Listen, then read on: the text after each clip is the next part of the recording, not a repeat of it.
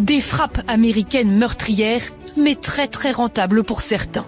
Sur la plateforme de paris en ligne Polymarket, un pactole d'1,2 million de dollars empochés, principalement par 6 anonymes, très chanceux ou très bien renseignés.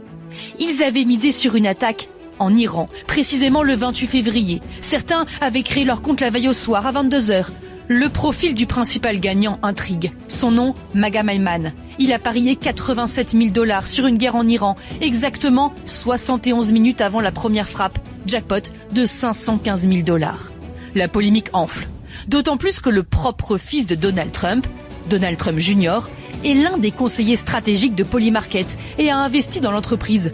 On le voit ici, aux côtés du PDG qui a toujours assumé ses liens avec l'administration Trump.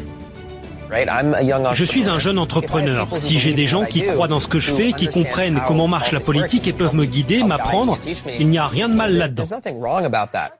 Polymarket permet de parier sur quasiment tous les sujets, de la météo à la grossesse d'une célébrité. Succès fulgurant d'une entreprise désormais cotée en bourse. Mais ce n'est pas la première fois que cela fait polémique. Déjà, au moment de la capture de Nicolas Maduro, des paris très chanceux avaient éveillé les soupçons. Certains sénateurs démocrates demandent la fermeture de la plateforme. Si on continue comme ça, bientôt dans la Situation Room, on ne prendra plus des décisions basées sur la sécurité nationale, mais sur combien d'argent ils vont se faire avec cette guerre. La Maison-Blanche n'a pas souhaité réagir à cette polémique. Cette plateforme Polymarket est interdite en France, mais ici aux États-Unis, les Américains peuvent continuer de parier sur la date de la chute du régime ou celle d'un éventuel cessez-le-feu.